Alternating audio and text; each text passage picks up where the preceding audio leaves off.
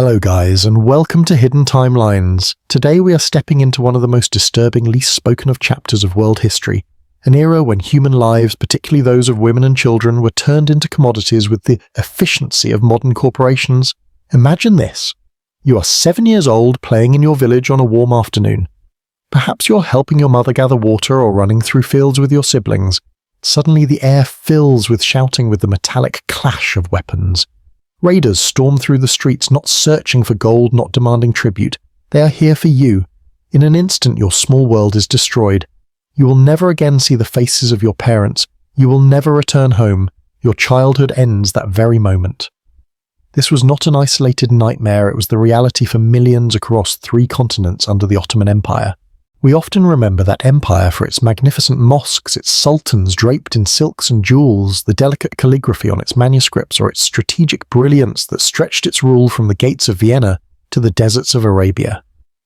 But behind the golden domes and the poetry of empire lay something that very few school books will tell you. An institutional system of slavery and sexual exploitation so pervasive, so coldly organized that even contemporary observers struggle to put words to it. This was not a fringe practice hidden in dark alleys. It was written into the very DNA of imperial governance. It was a policy deliberately crafted, legally sanctioned, and maintained for centuries that reduced human beings, especially women and girls, into objects to be priced, exchanged, and consumed. What you're about to hear is not speculation. It comes from Ottoman court records, tax ledgers, travelers' diaries, diplomatic reports, and archaeological evidence. When we stitch these fragments together, a chilling picture emerges.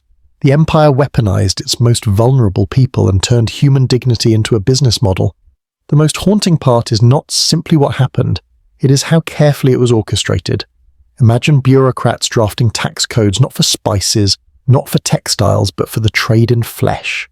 Imagine clerics issuing legal rulings that turned rape into ritual and exploitation into piety. This was not chaos, it was order. And it endured for 600 years.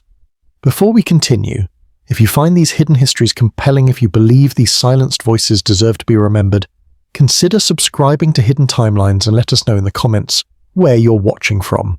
Because only by revisiting these darker truths can we understand the fragility of what we call civilization. Now let us grasp the scale of what we're dealing with.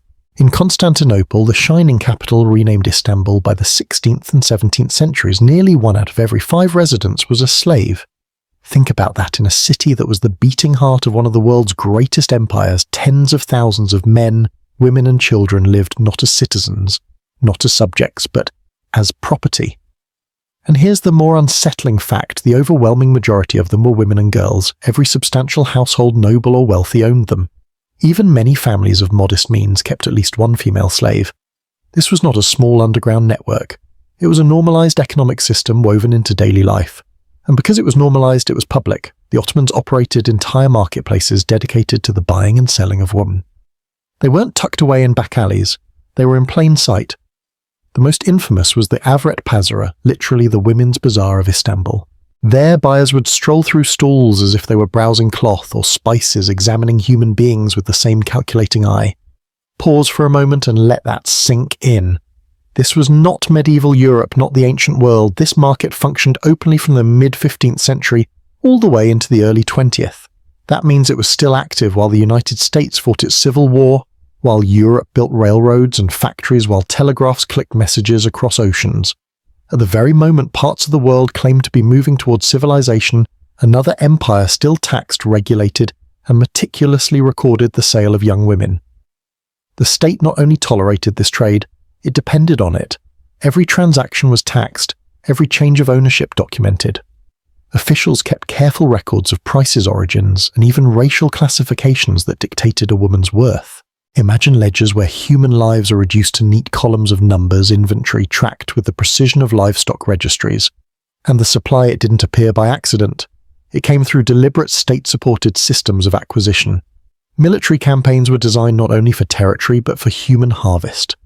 Ottoman armies swept into the Balkans, the Caucasus, North Africa, and beyond, tearing families apart, seizing women and children, and funneling them into the empire's markets.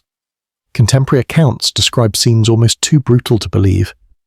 During the fall of Constantinople in 1453, for example, Chroniclers wrote of men and women assaulted within Hajia, Sophia itself, the great cathedral turned mosque, a sacred space turned into a theatre of desecration. Nuns were dragged from monasteries and forced aboard ships, their vows of chastity broken by violence before they were scattered across the empire's auction blocks. The brutality was deliberate. It was psychological warfare. Women hurled themselves into wells, threw themselves from cliffs, or clutched their children as they leapt to their deaths, choosing a fate on their own terms rather than submit to what awaited them. Yet for most there was no choice. The raids were swift, overwhelming. Communities were left emptied. Children were wrenched screaming from their mothers' arms. Along highways, corpses of women brutalized to death were displayed as warnings to other villages: resist, and this will be your fate. We might be tempted to think of these stories as exaggerations, as medieval propaganda from enemies of the empire. But the numbers, the records, the bureaucratic precision leave no doubt. This was not rogue violence. It was system. And it wasn't blind system, it was stratified. The empire crafted elaborate racial hierarchies to determine who was valuable and who was expendable. Official rhetoric insisted there was no distinction among slaves. Reality told a different story. A white woman could fetch many times the price of an African woman. Circassian girls from the Caucasus were prized for their fair skin and were trained for concubinage. Nubian women, by contrast, were relegated to the lowest tier, sold cheaply for back-breaking domestic service. Behind these numbers was the cold calculus of supply and demand. To an Ottoman merchant, a girl of 10 years old with pale skin and certain features was worth a fortune. Sometimes tens of thousands of kurus, a sum that could buy estate ships, even titles. The dehumanization was so absolute that merchants spoke of these women the way a jeweler speaks of gems, assigning categories, inspecting bodies, and predicting profit margins. If this seems unthinkable, remember it was not hidden. Diplomats from Europe, merchants from Venice and Genoa, travelers from Persia all wrote about it. They may have disagreed on politics, but on one point they were united. The Ottoman Empire had created an industrial-scale machine of human exploitation, and it ran in broad daylight. This is where our story begins, not in the marble halls of the Sultan's palace, not in the romanticized images of harems painted centuries later, but in the villages where children vanished forever, in the markets where mothers were auctioned like cattle, and in the ledgers where human dignity was reduced to a tax entry. Because if we want to understand how the empire sustained itself for 6 centuries, we must look not only at the walls it built or the lands it conquered, but at the lives it consumed. And the first truth is this: slavery in the Ottoman world was not peripheral, it was central. By the 16th and 17th centuries, Constantinople, by then firmly transformed into Istanbul, was a city of splendor and contradictions. Gleaming domes pierced the skyline, while ships from across the known world crowded its harbors with spices, silks, and silver. But beneath this surface of cosmopolitan grandeur, a darker reality thrived in plain sight. Nearly 1 in every 5 people in the city lived not as citizens, but as slaves. Pause on that for a moment. Imagine walking through a bustling Ottoman street, the calls of merchants echoing under the arches of bazaars, the scent of roasted lamb and coffee rising from stalls, the clatter of donkey hooves over stone, and knowing that 1/5 of the faces you pass belong to human beings who do not own themselves. They are bought and sold like carpets or pottery, and most of them are women and girls. Ownership was not confined to sultans or viziers. Every substantial household had them, from wealthy merchants in their stone mansions overlooking the Bosporus to middling artisans in cramped wooden homes. Even families of modest means often possessed at least one female slave. In other words, slavery was not an exception, it was a social norm. To be a respectable household in Ottoman Istanbul often meant to be a household with enslaved women. The empire ensured this system was visible, regulated, and profitable. At the very heart of Istanbul operated the Avret Pazara, the female slave bazaar. It was not a shadowy back alley, but a recognized bustling market overseen by officials and taxed by the state. If you close your eyes and try to imagine it, think less of a secret underground den and more of a public fairground, except instead of livestock or crafted wares, it was lined with women and girls standing or sitting in rows waiting to be inspected. Travellers who stumbled into the Avret Pazara described it as both shocking and strangely ordinary, for it had the rhythm of any other market in the city. The voices of sellers rose above the crowd, listing origins and qualities: Circassian, 15 years old, unspoiled; Syrian 20, knows embroidery; Nubian, strong, fit for housework. The cells were overwhelming, a mixture of incense burned to mask the stench of sweat and fear, mingled with the salty tang of the sea winds drifting from the Golden Horn. The air buzzed with the sound of bargaining, the shuffle of feet against cobblestones, the occasional crack of a stick as a girl was ordered to stand straighter, lift her chin or walk a few paces to demonstrate her health. Imagine the terror of a 12-year-old child torn from her village, only weeks before forced to stand beneath the critical gaze of strangers, speaking languages she didn't understand. Buyers poked at arms, examined teeth, inspected hair. Some demanded the girls strip down to prove their youth or purity. And all the while, scribes at small wooden desks recorded transactions with the precision of tax clerks' ink flowing across parchment, turning human lives into neat lines of numbers. These were not chaotic exchanges, but highly regulated transactions. The Ottoman state maintained official registries, stamped certificates of ownership, and exacted taxes on every sale. The bureaucracy of this system ensured the empire profited from every act of human suffering. And the market had layers. The most prestigious traders dealt in Circassian, or Georgian women, catering to wealthy clients seeking concubines for their harems. Other stalls sold African women primarily for domestic labor. The hierarchy of skin color and origin was not just preference. It dictated status, price, and destiny. For a wealthy buyer, selecting a slave girl was not unlike a nobleman in Europe commissioning a painting. The investment was both a symbol of wealth and a mark of taste. What made the Avret Pazara uniquely horrifying was its normalcy. Istanbul residents could stroll through it as casually as through the spice market, or perhaps purchasing cinnamon in one quarter, and only a street away pausing to inspect a terrified girl. European visitors recorded their shock that women were displayed as openly as livestock, while Ottoman chroniclers described the market with no moral unease, merely as another feature of urban life. And so the city's heart beat with this contradiction. On one side, scholars debated poetry in coffee houses, artisans gilded Quran with delicate artistry, and architects raised minarets toward the heavens. On the other, children sobbed quietly on stone floors, their futures reduced to bargaining chips in a bazaar. To understand the empire's splendor without acknowledging the flesh and blood cost is to see only half the picture. Because for every shining mosque dome, there were hundreds of women sold under the open sky of Istanbul's markets, and empire's magnificence balanced upon the silent suffering of its enslaved. The most haunting aspect of the Ottoman slave markets is not just their existence but their longevity. The Avret Pazara in Istanbul opened its gates in the mid-15th century, shortly after the conquest of Constantinople, and it did not close them until the early 20th century. That means the same market that processed girls captured during medieval raids was still operating when trains thundered across Europe, when steamships crossed the Atlantic, and when telegraphs transmitted words faster than armies could march. Think about the timeline. This market functioned while the Renaissance painted a Florence in colour, while Shakespeare staged plays in London, while the United States declared its independence, while France stormed the Bastille. It survived the Napoleonic Wars, witnessed the rise of railroads, and continued unabated, while Abraham Lincoln debated the abolition of slavery across the ocean. Even as the Western world increasingly branded itself as a beacon of progress, liberty, and industry, the Ottoman Empire continued to regulate tax and profit from the sale of women in Istanbul. This longevity was not incidental, it was systemic. The state crafted laws that governed every stage of the trade. Taxes were collected on transactions just as they were on spices or cloth. Market inspectors kept detailed records ensuring that every purchase could be tracked and every profit funneled into imperial coffers. The empire codified ownership in legal documents, giving slaveholders the same security of title as a landowner or merchant. We should not imagine this as a chaotic underworld hidden from sight. On the contrary, these markets had rules, bureaucrats, and oversight.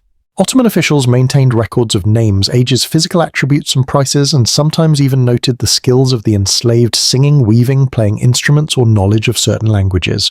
A girl's virginity could be certified by officials raising her price. Buyers and sellers disputed contracts in courtrooms, and judges, rather than condemning the practice, were there to ensure fairness between the parties. It was this cold administrative efficiency that horrified outsiders the most. European diplomats and travellers sent back reports filled with disgust, astonishment, and at times hypocritical fascination. Ambassadors from France, Britain, and Austria recorded how young girls were displayed in rows, sometimes unclothed for inspection, while crowds haggled over their worth. The sight was described as a grotesque theatre of human misery, a stage where bodies became merchandise. One Venetian envoy in the 17th century described how girls of angelic beauty with faces pale as ivory stood trembling as if carved from wax, while merchants pinched their arms and spoke of their flesh as though it were mutton. An Austrian observer in the 19th century wrote that the stench of the market haunted him long after he left the mix of sweat, fear, and cheap perfume meant to disguise despair. And yet for all their horror, some Europeans also indulged in the trade themselves, purchasing enslaved women as gifts for their courts or households. They condemned with one hand while profiting with the other. This hypocrisy reveals how deeply normalized the practice was even among those who claimed moral superiority. Still, many observers were genuinely shaken. British travellers in the 19th century, coming from a nation that had abolished slavery, were stunned to find such bazaars operating openly in the Ottoman capital.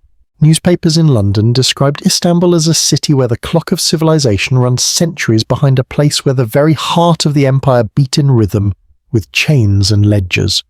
This juxtaposition between the modern world and the Ottoman markets is what makes their endurance so chilling. While American soldiers fought and died to end chattel slavery during the Civil War, while factory workers in Europe produced locomotives and telegraph girls as young as 9 were still being paraded in Istanbul's bazaars, their futures decided with the scratch of a pen on parchment. It forces us to ask, how can civilizations pride themselves on progress when they tolerate or even institutionalize practices that strip human beings of their very humanity? The Ottoman slave markets were not remnants of medieval barbarity. They were fixtures of a global empire that spanned 6 centuries, adapted to changing times, and endured into an age that prided itself on enlightenment. The marble domes of Istanbul glittered in the sun. Coffee houses hummed with poetry, and debate ships carried goods from India and Africa to its shores. And yet in the shadow of those same domes, the cries of women being priced, haggled over, and purchased echoed through narrow streets. Civilization and cruelty existed side by side, each dependent on the other. Slavery in the Ottoman Empire was not fed by accident. It was not simply the byproduct of conquest, it was one of the purposes of conquest.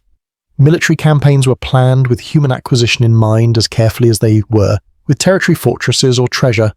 The empire expanded not only across maps but across flesh-raiding the Balkans, the Caucasus, the Mediterranean coasts, and deep into Africa to supply its insatiable demand for women. The process was deliberate. Armies swept into villages and towns, and almost always the same grim pattern unfolded. First came the violent soldiers breaking into homes, burning, looting, killing men who resisted. Then in the chaos, the systematic rounding up of women and children. Contemporary accounts describe how rape and assault preceded enslavement as a matter of routine. It was not collateral damage, it was strategy, a psychological weapon to shatter communities, ensuring that survivors would never forget their defeat. Nowhere is this more visible than in 1453, when the Ottomans breached the walls of Constantinople. The fall of the great Byzantine capital was a world-shaking event, the end of an empire that had stood for 1,000 years. Yet within hours, the city's glory turned to nightmare. Chroniclers tell us that Hagia Sophia, the grand cathedral where desperate crowds had gathered to pray, became a place of desecration. Soldiers stormed inside, violating women on the very floors where they had fallen to their knees in prayer. Nuns who believed their vows of chastity would protect them were dragged screaming from monasteries, forced aboard ships, and sold in distant markets. The sacred and the profane collided with terrifying clarity. The holiest spaces turned into stages of conquest. For the conquerors, this was more than vengeance. It was theatre. Enslavement was meant to humiliate enemies, to proclaim Ottoman dominance not just over land, but over bodies, faith, and family. Women were taken in front of their kin to remind men that they were powerless to protect what was most precious. Children were wrenched from their mothers as a living warning of what defiance cost. This was not unique to the Ottomans. Throughout history, empires have used sexual violence as a weapon of war. The Mongols terrorized entire regions by leaving trails of violated women behind them, their cruelty designed to paralyze resistance.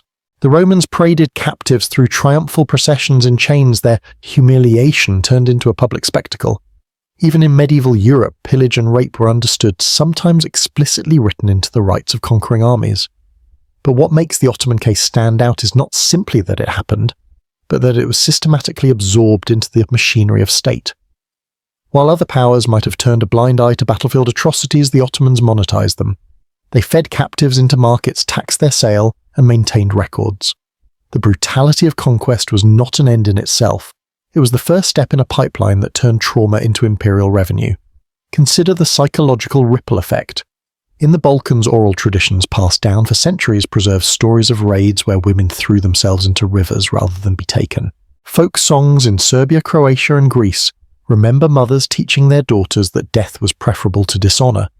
These were not just laments. They were survival manuals, cultural scripts passed on to help future generations understand the terror of Ottoman raids. The Caucasus too carries scars.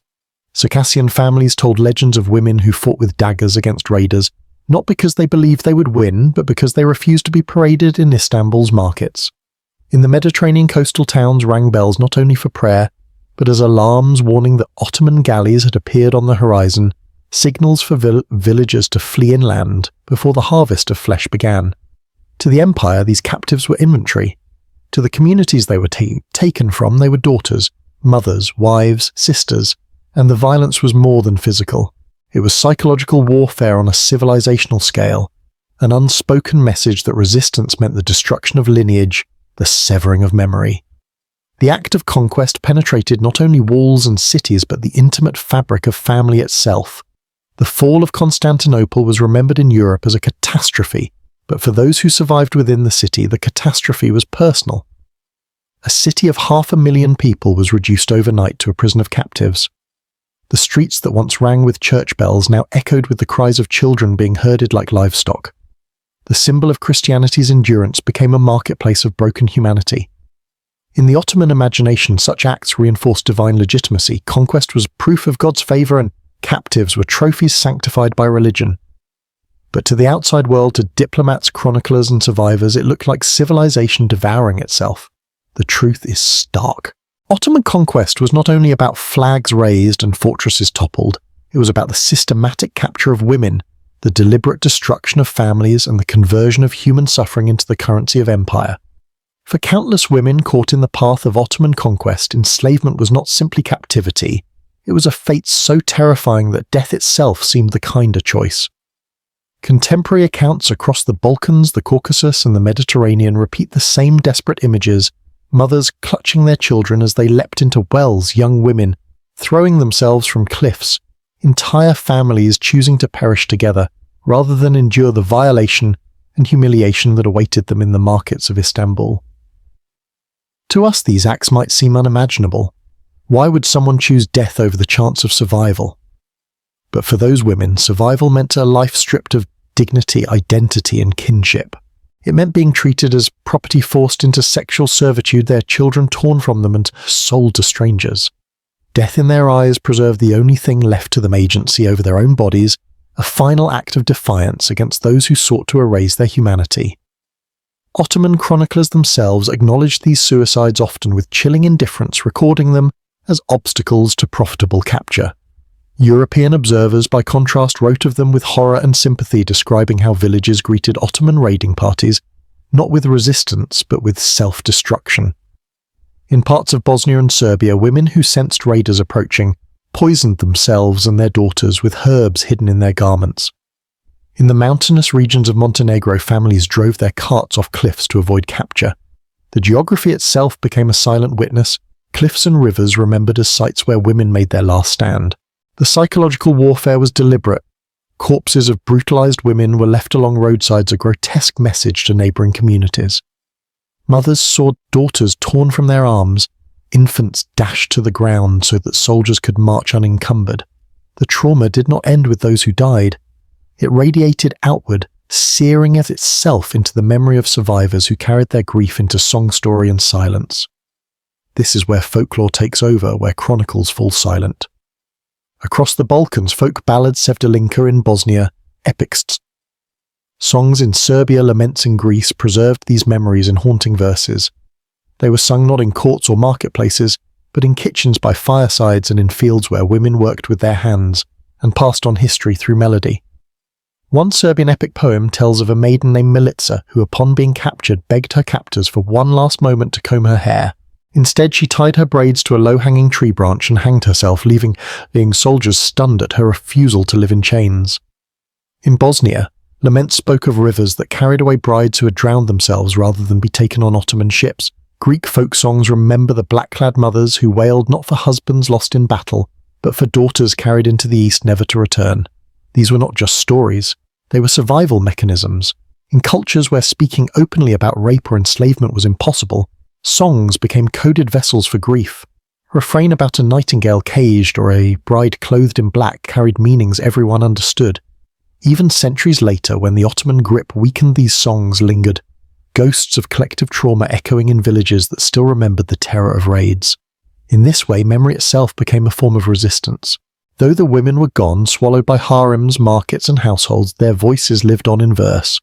Generations sang of them, not as nameless victims, but as heroines who chose death over dishonor, mothers who fought with bare hands, daughters whose cries bore to still haunted rivers and hillsides. The Ottoman system tried to erase their identities, renaming and reshaping them into anonymous concubines, but the communities they were stolen from refused to let them vanish completely. Through folklore, their stories were carried across centuries, ensuring that their pain was not forgotten, and their last act of defiance, choosing death over enslavement, remained etched into the cultural soul of the Balkans. When we listen to these songs today, what we hear is not simply grief.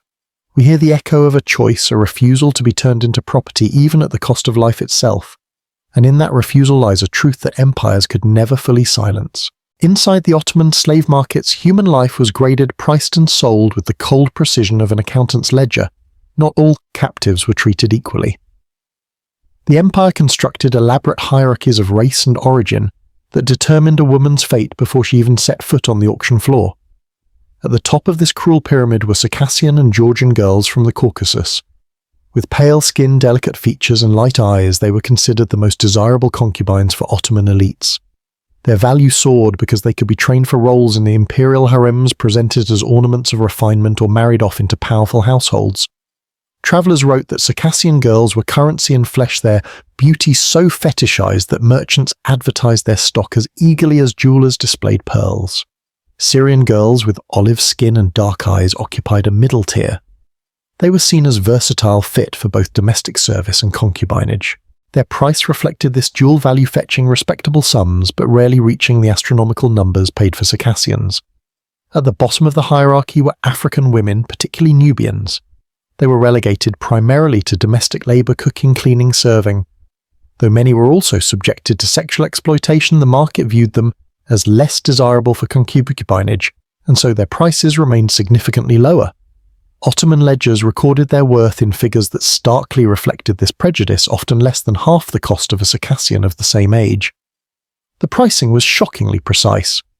An African girl could sell for 1,500 to 200 kurus. A Circassian intended for concubinage might fetch over 6,000 kurus. Some extraordinary individuals, often very young, with striking features, sold for as much as 88,000 kuru sums, equivalent to fortunes that could purchase ships or estates. The market treated their bodies as speculative assets. The younger, rarer or more exotic the girl, the higher her price climbed. European observers were horrified by the way these values shifted like the tides of a stock exchange. Travelers noted how prices fluctuated depending on supply. After wars in the Caucasus, the influx of Circassian captives briefly lowered their value, flooding the market with pale-skinned girls. But when those conflicts subsided and supply dwindled, prices spiked once more. British and French diplomats in the 19th century compared the bazaars of Istanbul to stock markets in Paris or London, except here the commodities were children. Reports even described how traders speculated on flesh futures, buying girls young, training them for refinement, and reselling them later at far higher prices once they were considered ready for service. The meticulousness of this economy reveals something chilling. This was not a haphazard trade. It was a financial system governed by the supply and demand, shaped by racial hierarchies and maintained with bureaucratic order. Women were not only enslaved, they were catalogued, their value dissected into age, origin, beauty, and utility. This system also stratified the merchants themselves. Those who dealt in Circassian or Georgian women formed prestigious guilds associated with the empire's wealthy elite. Those who traded primarily in Africans held lower status, their work considered less refined. The market thus extended hierarchies not just onto the enslaved but onto those who profited from them. European travelers recoiled at the spectacle, but their accounts also expose a morbid fascination. Some recorded prices with the same detached tone used for livestock or horses. Others lingered over descriptions of beauty even as they condemned the system. Their writings, part outrage, part voyeurism, circulated through Europe, fueling both abolitionist campaigns and Orientalist fantasies. What emerges from these records is a portrait of an empire that reduced women into columns of figures whose identities were erased and replaced with numbers. To be a Circassian girl was to be born into a market where one's body could command a fortune. To be Nubian was to be marked as cheap labour, a life already written off. It was not simply enslavement. It was the creation of a racialized marketplace of flesh where beauty, skin tone and origin determined not only a woman's price but the life or torment that awaited her. The Ottoman slave system did not run on soldiers and raids alone.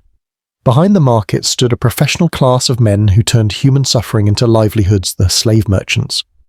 They were not shadowy figures skulking in back alleys, but established businessmen who operated openly under state oversight. Those who dealt in women, especially white women from the Caucasus, enjoyed the highest prestige. They belonged to respected guilds, paid their taxes, and were even honoured with special licenses to operate. In the empire's economic landscape, they were not criminals, they were professionals. Their work was viewed with the same legitimacy as that of spice traders, cloth merchants, or jewellers. And like jewellers, they cultivated reputations. Some specialised exclusively in Circassian girls, marketing themselves as purveyors of the most desirable goods. Their clients were wealthy men, viziers, governors, and even sultans' households seeking concubines or elite domestic servants. A merchant's success lay not only in acquiring captives, but in preparing them, grooming them for sale in ways that would maximise profit. Girls were trained in language etiquette or music, then resold at astonishing markups. The incentives for specialisation were enormous. A trader who could secure a steady supply of Caucasian captives might become as wealthy as a minor noble. Records show merchants who built lavish homes in Istanbul, their profits dripping from gilded fountains and elaborate courtyards, all funded by the sale of terrified children. Some endowed mosques or schools, publicly parading their piety, even as their fortunes were built on human misery. European visitors often remarked on the striking contrast men of immaculate dress, walking with the dignity of respected citizens, who in truth were flesh brokers. A British traveller in the early 19th century described one such merchant hosting a dinner where guests reclined on silk cushions drinking sherbet from crystal cups. Behind the ornate screens of his home, the same man kept a warehouse of enslaved girls, training them to recite poetry and sing. His prosperity, the traveller noted bitterly, was built on the tears of children whose lullabies had been turned into market songs. The market rewarded cruelty with prestige. Slave traders who specialized in African women were considered lower class. Relegated to smaller stalls, their social standing diminished. Those who dealt in Circassians or Georgians, however, were courted by elites, their guilds enjoying influence and protection. The hierarchy of human worth extended to the very men who sold them. The wealth these merchants accumulated only highlights the stark chasm between their prosperity and the misery of their victims. For every mansion built in Istanbul, there were villages in the Balkans or Caucasus left empty of daughters. For every merchant family that feasted, there were families across 3 continents mourning the silence of missing children. And yet in the empire's eyes, these merchants were indispensable. They kept the machine of exploitation running smoothly, ensuring the constant flow of bodies that sustained the Ottoman economy, households and harems. They were cogs in a vast apparatus, but cogs that grew rich, gilded by blood. What the archives reveal is not simply trade, but an entire social class that thrived by turning lives into currency. Merchants of Fesh walked Istanbul's streets with heads held high, symbols of success. Their victims, meanwhile, walked those same streets in chains stripped of names, identities and futures. If the slave markets revealed the empire's appetite for human flesh, the legal system revealed its soul. Within Ottoman law, female slaves existed not as persons but as property, and that distinction transformed the most intimate violations into legal rights. A free Muslim woman who was assaulted could seek redress in court, her honour defended by the judicial system. But for enslaved women, the law created an entirely separate universe. To purchase a girl was not only to acquire her labour but her body. A Muslim man was legally permitted to have sexual relations with any female slave he owned. No concept of consent existed because in the eyes of the law, ownership erased the very possibility of refusal. The consequences of this were devastating. Rape, forced prostitution, Public Inspection Acts that should have been condemned as crimes were shielded by legality. Women could be stripped naked in markets for buyers to examine their bodies, and this was not considered abuse but due diligence. Owners could compel their slaves to perform in brothels, turning human beings into revenue streams without fear of punishment. Even children born of these forced unions were shaped by the law's corruption. If an owner chose to acknowledge a child, that child was deemed legitimate, inheriting the father's status.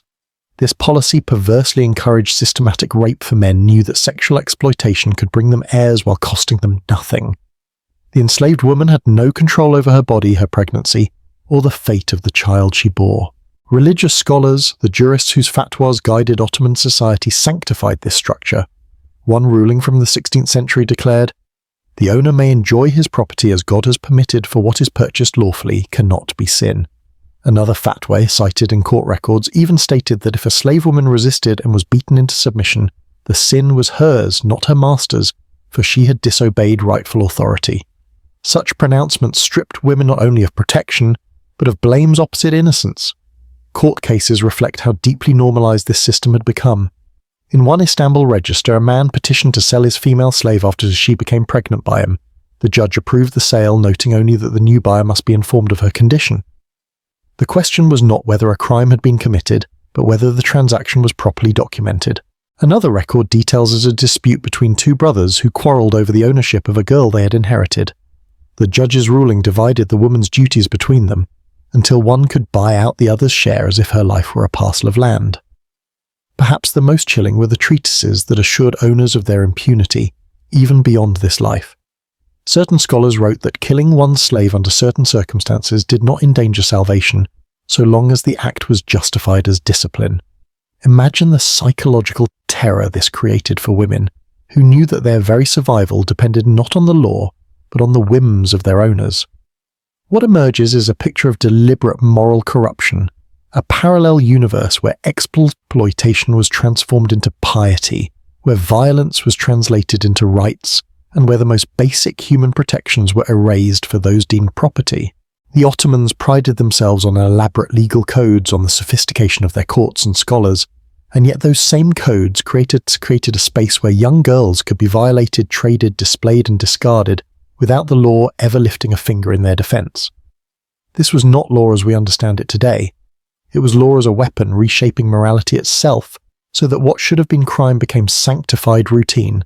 In the mid-19th century, one of the greatest refugee crises of the century unfolded in the Caucasus. After decades of brutal wars, Russia expelled hundreds of thousands of Circassians from their ancestral lands. Entire families were forced to flee across the Black Sea, seeking sanctuary in the Ottoman Empire, the one power they believed would offer protection. What awaited them was not safety, but betrayal. The Ottoman state, already dependent on the supply of women for its slave markets and harems, saw in these desperate refugees a vast new reservoir of flesh. Ships overloaded with starving families docked at Ottoman ports, and instead of receiving food, shelter or aid, women and girls were separated, catalogued and sold. The irony was grotesque. Those who sought refuge from one empire became commodities in another. The scale of the influx was so great that it disrupted the market itself. For centuries, Circassian women had been the most prized of all captives. Their pale skin, delicate features and reputation for beauty made them symbols of status in Ottoman society. But now, with thousands arriving in waves of desperation, supply overwhelmed demand, prices plummeted. What had once been the most expensive stock in the human marketplace suddenly became cheap. British observers stationed in Constantinople recorded this collapse in chilling terms. "Like human flesh was never sold so cheaply," wrote one envoy in the 1860s, as when the Circassian exiles poured into the markets. Girls who once commanded 100 sterling could now be bought for as little as 5. To walk through the bazaar in those years was to see rows upon rows of pale, emaciated teenagers reduced by hunger and fear offered to buyers like surplus grain. Western newspapers reported on this with a mixture of outrage and fascination. The London Times ran stories describing the misery of Circassian families stranded on beaches watching their daughters taken away by brokers. Illustrated journals in France printed sketches of gaunt women herded into Istanbul's markets. Some accounts were laced with Orientalism, portraying the women as exotic maidens of the Caucasus, but others carried genuine horror. How could the Ottoman Empire, in an age When abolitionist movements were sweeping the globe, still trafficking refugees, humanitarian groups in Britain seized on the reports tying them to the larger abolitionist campaign that had already fought to end the Atlantic slave trade. Abolitionists argued that slavery was not confined to plantations in the Americas, it still thrived in the East hidden behind the silks of Istanbul. Pamphlets circulated describing the plight of Circassian women, urging British citizens to pressure their government into diplomatic action. Parliamentary debates touched on the subject, with some MPs demanding that Britain use its influence to pressure the Ottoman state into ending the trade. But real action was limited. The Ottomans continued to insist that the practice was legal under their religious and civil codes, and European powers, reluctant to destabilize an ally against Russia, often looked the other way. For the Circassians themselves, the tragedy was total. Communities already shattered by exile now saw their daughters vanish into harems and brothels. Families that had braved the Black Sea in search of safety were instead broken apart on Ottoman shores. Survivors recorded their despair in folk songs and oral histories, many of which still echo in the Caucasus today. In these laments, the Black Sea is remembered not as an escape route, but as a graveyard of hope, a place where refugee boats carried daughters into the hands of traffickers. The story of the Circassian women exposes not only the cruelty of the Ottoman slave system, but its adaptability. It could transform war into profit, refugees into commodities, desperation into opportunity. And it shows how even in the 19th century, when much of the world was publicly embracing abolition, the empire clung to practices that reduced human beings to market value. In the end, the legacy of this betrayal endured far longer than the markets themselves. In the Caucasus, the loss of generations of women left scars in memory, in song and in silence. For the women who survived, freedom rarely came, and for those who perished, whether in exile, in bondage, or in despair, the only monument was the bitter testimony of those who remembered that when the world turned away, the markets of Istanbul grew fat on their suffering. Few images of the Ottoman Empire have captured Western imagination more powerfully than the Sultan's harem. Painters in Paris and London conjured scenes of marble baths, women reclining on silk cushions, perfumes heavy in the air, music drifting softly through latticed windows. These fantasies, Orientalist visions of endless pleasure, still linger in popular imagination. But the reality that emerges from Ottoman records and survivor testimonies could not be further from that gilded dream. The harem was not a paradise of luxury, it was a prison disguised as a palace. At its height in the 16th and 17th centuries, the imperial harem housed anywhere from 100 to over 1,000 women at once. But the vast majority of these women never so much as glimpsed the Sultan. For every concubine chosen to share his bed, there were dozens, sometimes hundreds, who lived out their lives in obscurity, trapped behind high walls, their names and histories erased. They became human furniture existing to serve the system rather than the man who ruled it. The architecture of Topkapı Palace reveals the paradox. To visitors, the harem's tiled halls and arched corridors shimmered with blue Iznik ceramics, floral patterns and domed ceilings. But for the women inside those same walls meant confinement. Windows were narrow and barred, designed not for views but for control. Gates were guarded by eunuchs who permitted no exit. Behind beauty lay surveillance.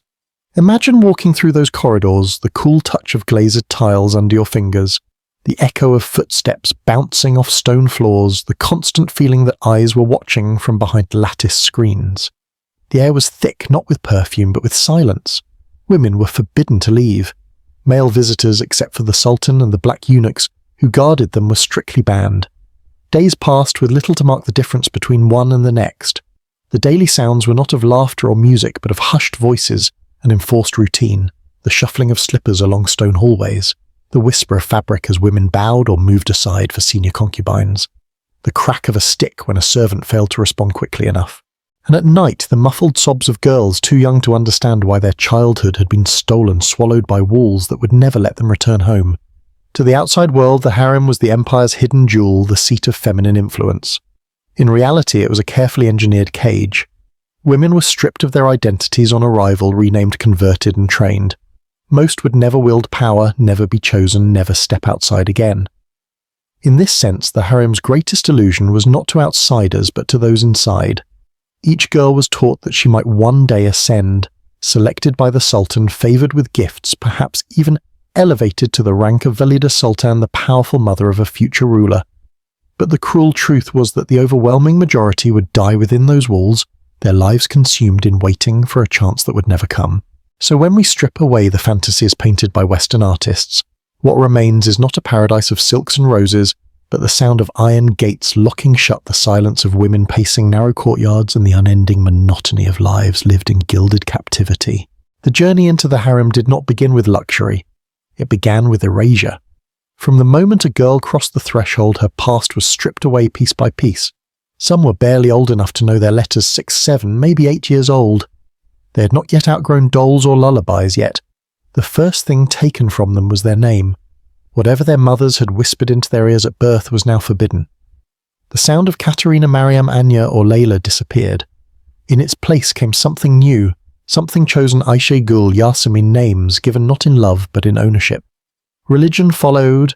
Many were baptized again this time, not in water but in command. Christian children were taught Islamic prayers in languages they could barely pronounce, reciting syllables like incantations without knowing what they meant. Conversion was less about faith than control. It severed them from their past, their families, their villages, making it clear there was no going back. Then came the training. At first, it could almost seem like education. They learned to read poetry, to play the lute, to embroider delicate patterns, to move gracefully across polished stone floors. But beneath these refinements lay a darker truth. They were being shaped not as students, but as instruments of pleasure. They practiced songs meant to charm dances, meant to entice gestures, calculated to ignite desire. In Ottoman records, these lessons are cloaked in polite terms, edebiyat education or terbiye upbringing. But everyone inside those walls knew the reality this was preparation for ownership. The cruelty of the system is revealed in who delivered this training.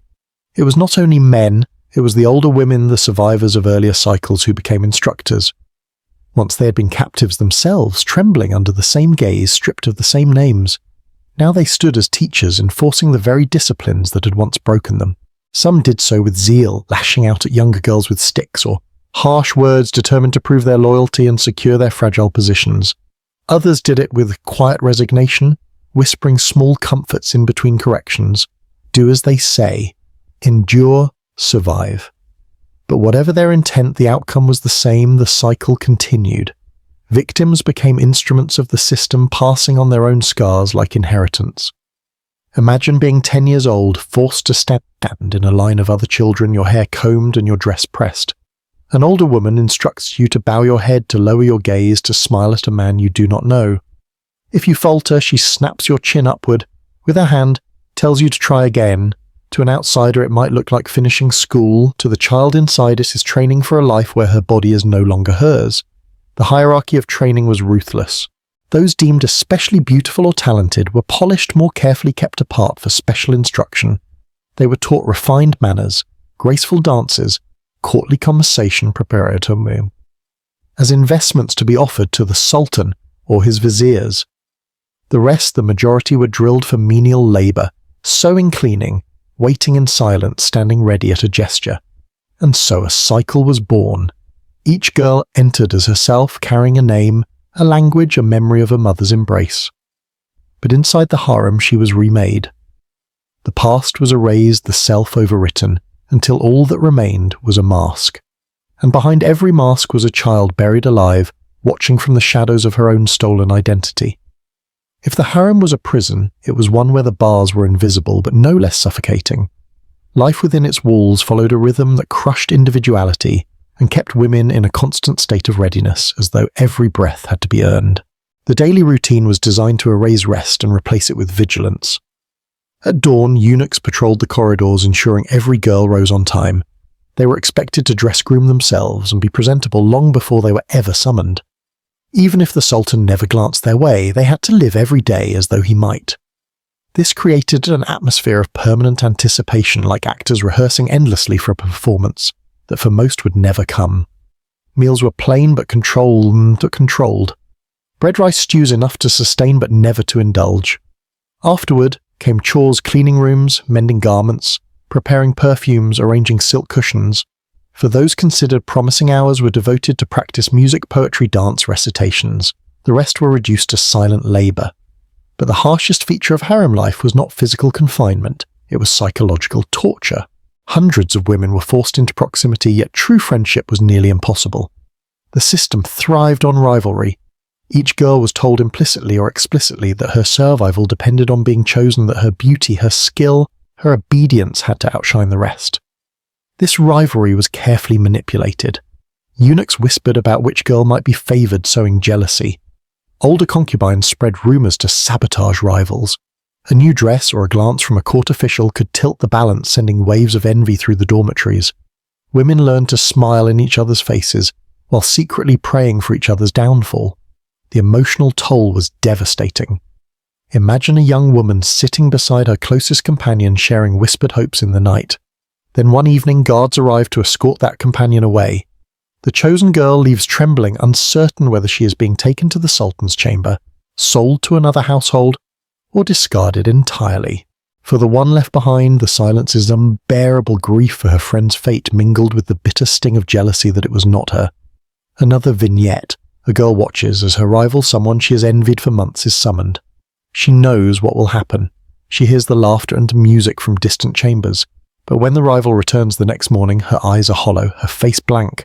The girl feels triumph and pity at once, caught between the desire to be chosen and the horror of what chosen really means. The competition was relentless, and it twisted natural bonds. Women who might have been allies became adversaries. Compassion was dangerous, too much kindness could be exploited as weakness.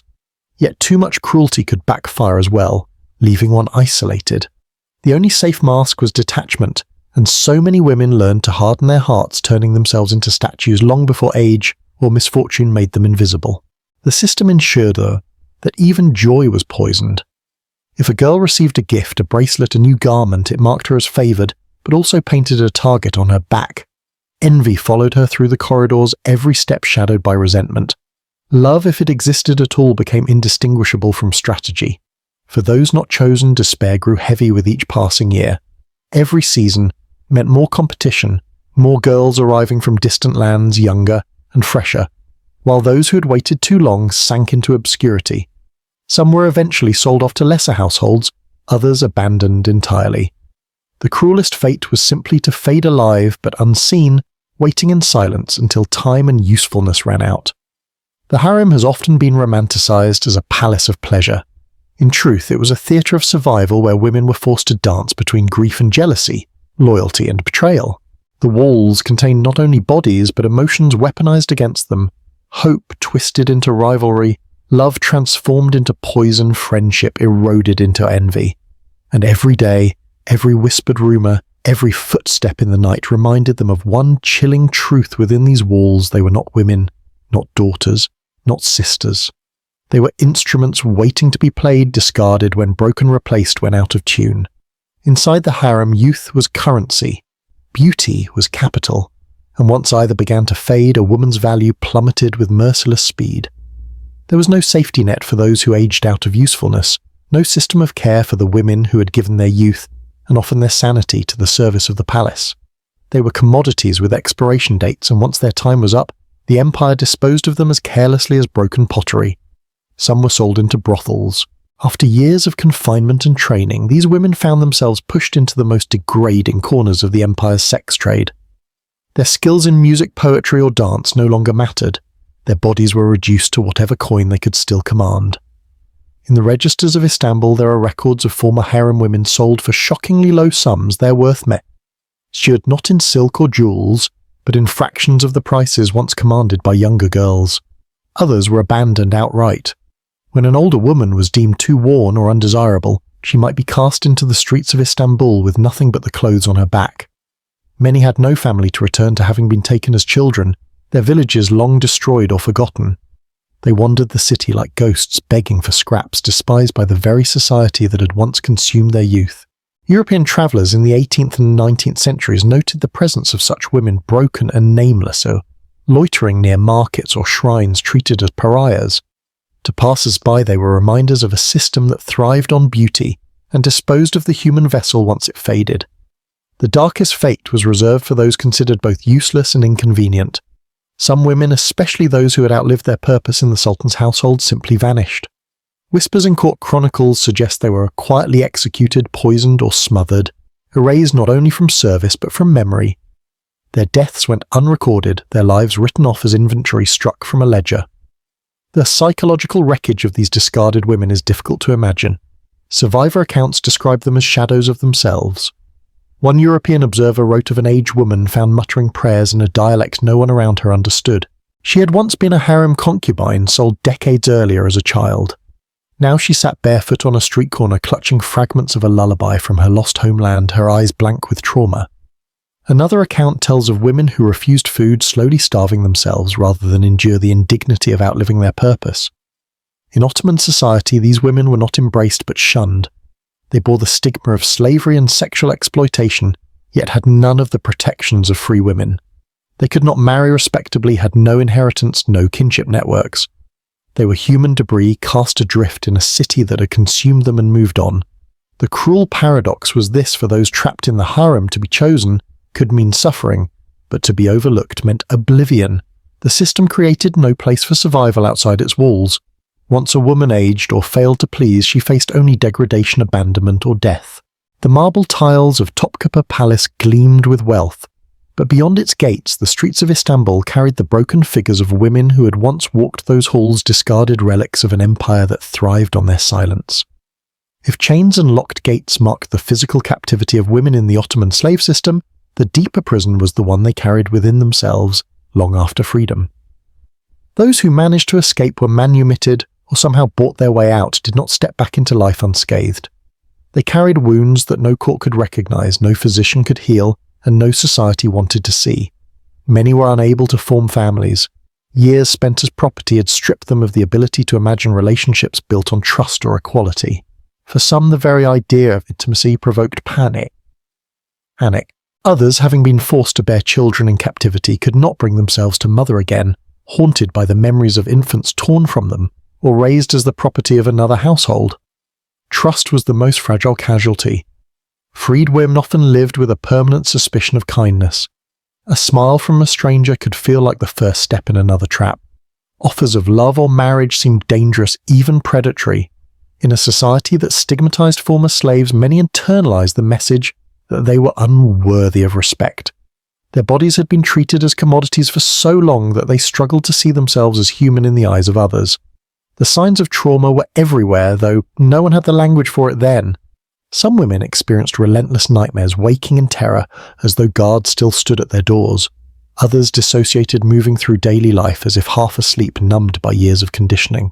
Still others erupted in sudden rages or fell into the silence, unable to explain the storms inside them. Today, psychologists would call this post-traumatic stress disorder. Hypervigilance, intrusive memories, emotional numbness. These were not abstractions but daily realities for women scarred by captivity. But in the 16th, 17th, and even 19th centuries, such symptoms were seen not as illness, but as weakness, as madness, or simply as a woman's temperament. Survivor accounts recorded by European travelers and missionaries occasionally give us glimpses into these invisible scars. One missionary in Smyrna wrote of a former harem woman who, though freed for years, refused to sleep in a room with a door closed, insisting on lying by the threshold like a sentinel. Another report describes women who flinched violently at the sound of footsteps, as if bracing for the eunuch's cane or the master's summons. Even the body remembered. Some women carried tremolators in their hands, unexplained fainting spells or chronic pain without visible cause. We now know these as psychosomatic responses to trauma, the body holding memories too unbearable for the mind to process. And then there was the silence. Countless freed women never spoke of what they had endured. The stigma of slavery, the shame imposed on victims of sexual violence, the fear of being disbelieved all combined to create a wall of quiet. Villages in the Balkans and the Caucasus remembered daughters who never returned, but those who did often spoke little. Their trauma was carried not in words, but in the way they avoided touch, in the way they walked with lowered eyes, in the way they faded into the background of community life. What makes this silence so tragic is that it was not emptiness, it was the weight of centuries of experiences, unspoken scars, invisible to everyone but those who bore them. In modern times, when we study the survivors of war, of captivity, of abuse, we recognize patterns of trauma. We give it names, we develop therapies, but in the Ottoman centuries, these women had nothing but endurance. They survived, but survival was not healing. And so long after the slave markets closed and the harems emptied, the invisible scars remained carried in the minds and bodies of women who could never fully escape. They remind us that exploitation does not end at the moment of freedom, it echoes across a lifetime, shaping every breath that follows. Perhaps nothing revealed the Ottoman Empire's contradictions more clearly than the law. On one side stood the free Muslim woman, her honor considered sacred, her body shielded by layers of legal protection. On the other stood the enslaved woman, stripped not only of freedom, but of personhood, existing outside the boundaries of justice. The two inhabited the same city, sometimes even the same household, yet lived under entirely different legal universes. For the free Muslim woman, the law promised recourse. If she were assaulted, she could petition the courts. If her husband abused her beyond limits, she might seek divorce. Judges, at least in principle, defended her dignity as an essential pillar of social order. Her status was intertwined with the empire's vision of honor and family stability. But for the enslaved woman, none of this applied. To her, the law was not a shield, but a weapon turned against her. She could be beaten, raped, prostituted, or discarded without the courts raising a finger. Ownership nullified her rights. She was not a subject under law, but an object within it, her treatment regulated only to protect her owner's property rights. This double standard created a society where two worlds coexisted uneasily. For enslaved women, it meant absolute vulnerability. They knew that no judge would listen, no authority would intervene. Their survival depended entirely on the whims of their master. For free women, it was a constant reminder of what could happen if their status was ever stripped away. Protection was conditional, granted not by humanity, but by freedom itself. The effect was psychological as much as legal. Free women, though technically secure, lived with the ever-present contrast. They could walk past the slave bazaar and see children not so different from themselves sold in open daylight. They knew that if they were captured in war or fell into debt, their protections could vanish overnight. Fear became a form of discipline, binding women to obedience not only to husbands, but to the system itself. Ottoman chroniclers sometimes hinted at this tension. Free women were encouraged to preserve their chastity and obedience not just as personal virtues, but as defences against a fate that befell countless others. Mothers warned daughters that defiance or dishonour could make them vulnerable, and then you will live as they do, a phrase that needed no further explanation. Enslaved women, meanwhile, were forced into complicity with this double world. Some served free mistresses who commanded respect in public yet wielded absolute authority over them in private. Others raised children who would inherit protections they themselves could never claim. The contrast was brutal, two women kneeling side by side in prayer, one a free believer protected by divine law, the other a believer as well, but stripped of every right because of her status as property. This was not an accident of oversight, it was a deliberate structure. By protecting some while abandoning others, the empire ensured that freedom itself became a privilege constantly reinforced by fear. Free women obeyed because they knew what awaited those outside the law. Enslaved women endured because they had no alternative.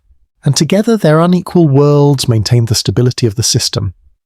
The law of two worlds, then, was not just about courts and codes, it was about control, drawing a line through society that reminded everyone every day what it meant to belong and what it meant to be owned. If the law gave slaveholders permission, religion gave them absolution. The Ottoman Empire, like all empires, sought to clothe its brutality in the garments of legitimacy. And in this case, legitimacy came from religion. Religious scholars, ulama, issued treatises and fatwas that not only permitted slavery, but sanctified it. They declared that enslaving non-Muslim women captured in war was not merely acceptable, but a divine duty. To possess them, to use them, even to exploit them sexually was described as a reward granted by God to the faithful. In this way, violence and exploitation were transformed from vice into virtue. One ruling stated bluntly, the unbelieving woman is God's bounty to the believer. To enjoy her is to fulfill his will. Another fatwa explained that using a female slave's body was a form of mercy, for she had been taken from infidelity into the house of Islam. Resistance to this system, scholars warned, was rebellion, not against man but against God. But when we compare these justifications to the actual spirit of the Quran, a disturbing distortion emerges. The Quran acknowledges slavery as a reality of its time, but repeatedly emphasizes manumission, freeing slaves as a virtuous act, a form of expiation for sin, and a pathway to divine favor. Verses encourage kindness to those whom your right hands possess, urging compassion, not exploitation. Nowhere does the text sanctify systematic sexual violence or commodification. Yet in Ottoman practice, these subtleties were stripped away. The empire cherry-picked language to reinforce its power, ignoring the broader call toward emancipation and mercy. What was intended as a transitional ethic recognition of an existing institution with emphasis on gradual abolition was twisted into permanent justification for an industry of flesh. The distortion served a purpose. By convincing slaveholders that their actions were righteous, the state neutralized conscience.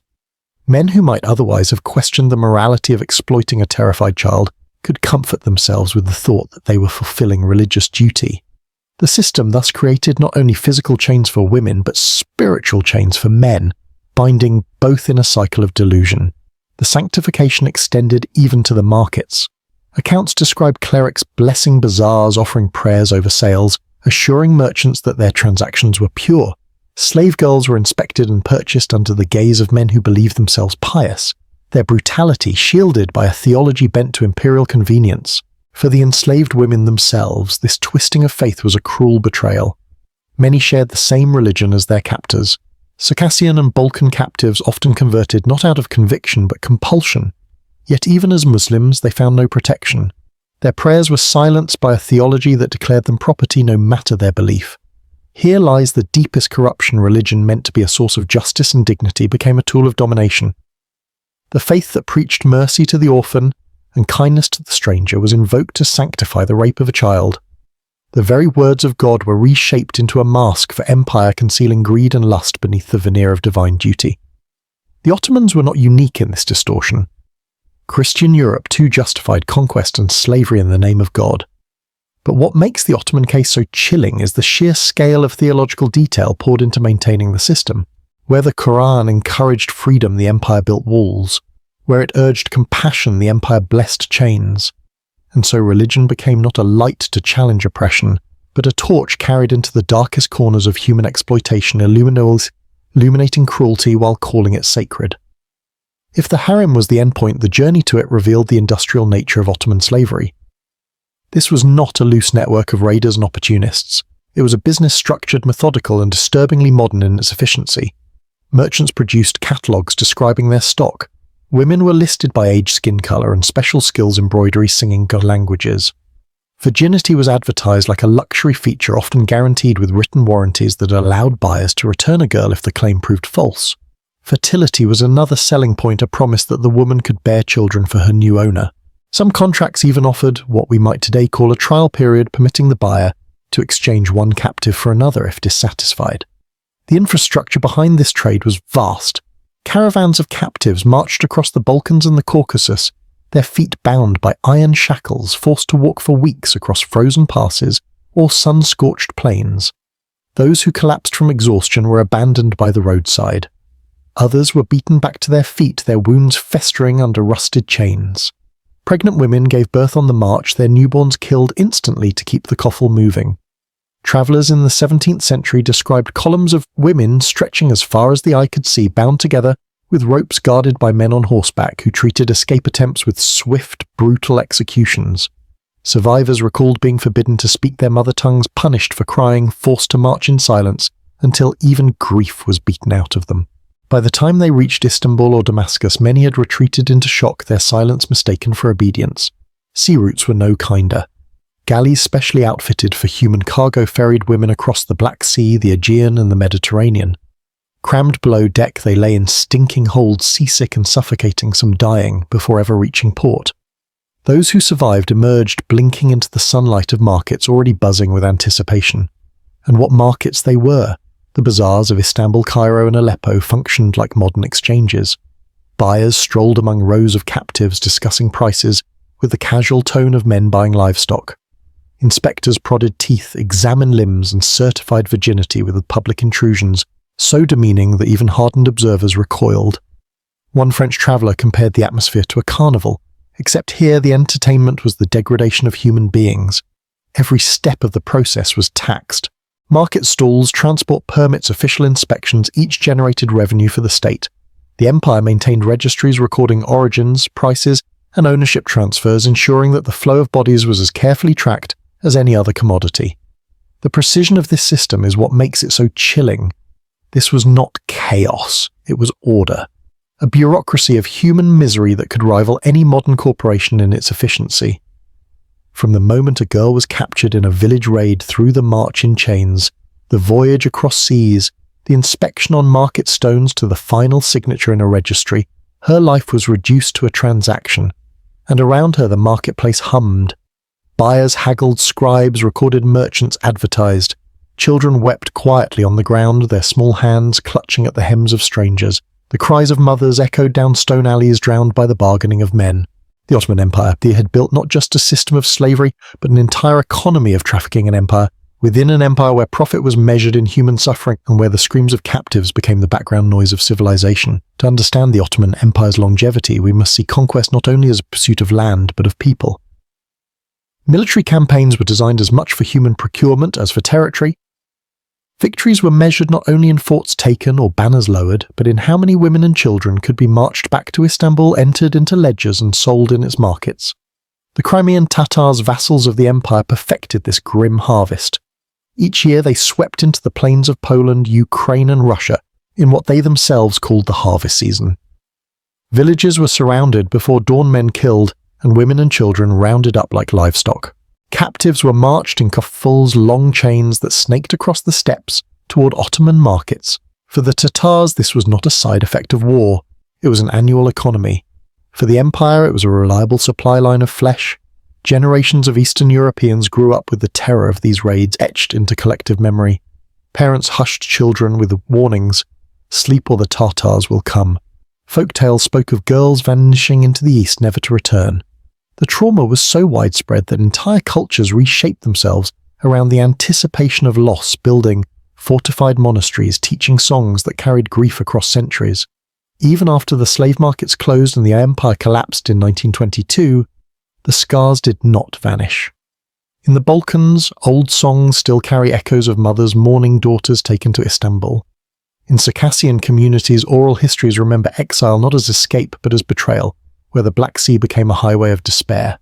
In Middle Eastern societies, the legacy of harems lingers in silence and shame, shaping how generations of women experienced honor, fear, and family. The end of the empire did not erase what had happened. It merely left ruins of memory scattered across 3 continents. Mosques and palaces still stand admired by tourists, their walls once echoing with the cries of girls who never chose to be there. Folklore ballads and whispered family histories preserve what the official chronicles minimized, and the silence of survivors, their refusal or inability to speak, became its own kind of testimony. Why does remembering matter today? Because history has a way of hiding its darkest chapters behind the triumphs of art, architecture, and empire. It is easy to marvel at domes and minarets without asking what paid for them. It is easy to celebrate civilization's grandeur without seeing the human wreckage beneath its foundations. The story of Ottoman slavery reminds us that exploitation does not vanish simply because it is normalized. The empire called its system order, law, even divine duty. In reality, it was the systematic destruction of human dignity. That lesson matters in every age, for whenever we hear claims that cruelty is necessary or that suffering is inevitable, history whispers a warning. Civilization's facade can conceal humanity's greatest failures. And so we remember. We remember the girls who leapt into wells rather than be taken. We remember the mothers who sang laments that became folk songs. We remember the broken women who wandered Istanbul's streets invisible to the world that had consumed them. Their voices were silenced then, but they need not be silenced now. The Ottoman Empire collapsed more than a century ago, yet its shadows stretch into our present. Not because the institutions remain, but because memory itself endures, etched into song, into silence, into the very stones of cities once built on pain. To forget would be to allow the facade of civilization to triumph once again. To remember is to honor the millions who had no choice but to suffer, and to ensure that history's darkest truths are not buried beneath marble domes and golden myths. Life lessons from a forgotten empire.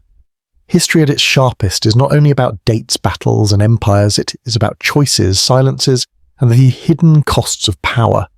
The story of Ottoman slavery and exploitation offers lessons that reach far beyond its centuries, pressing on the present as much as the past. The first lesson is that civilization and cruelty can coexist. We are taught to see domes, mosaics, and palaces as symbols of culture and refinement, yet beneath those marvels lives were destroyed. Splendor often hides suffering, and progress built on exploitation is not progress at all. We must look beyond surface beauty to ask who paid the hidden cost. The second lesson is about the danger of normalization. In Istanbul, a fifth of the population lived as slaves. Markets for women stood in the open, taxed and regulated like spice stalls. The horror was not secret, it was routine. This reminds us that injustice often survives, not because people don't see it, but because they grow accustomed to it. Silence, habit, and bureaucracy can turn cruelty into normal life. The third lesson lies in the manipulation of law and faith. The Ottoman system survived because courts and clerics twisted their roles from protectors into enablers. Laws became weapons, religion became justification, and morality was reshaped to suit power. It shows us how fragile justice can be when authority is corrupted. True faith and true law must be measured not by how they protect the strong, but by how they defend the vulnerable. The fourth lesson comes from the women themselves. Their stories remind us that resistance takes many forms. Some chose death rather than enslavement. Others endured silently, passing on memories in songs and laments.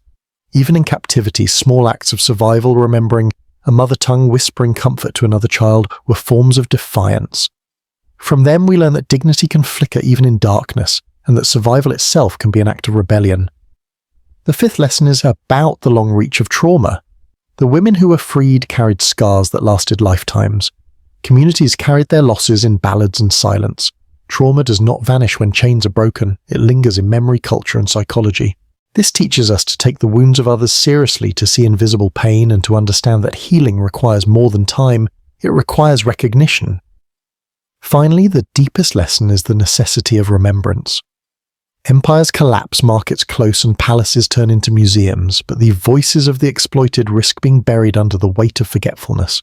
To remember them is not to wallow in sorrow, but to resist repetition. Their lives remind us that exploitation can be dressed as civilization, and that the line between progress and cruelty is thinner than we think. If history has one demand of us, it is vigilance. Vigilance against systems that reduce humans to property, vigilance against laws or faiths twisted to justify harm, and vigilance against the temptation to look away when cruelty is convenient. The Ottoman women who lived and died in silence did not choose their fate. But we can choose to listen, to remember, and to learn. That is the least we owe them, and the greatest safeguard we can offer the future. Thanks for being here. Hit that subscribe button and join us for the next chapters full of history and discovery.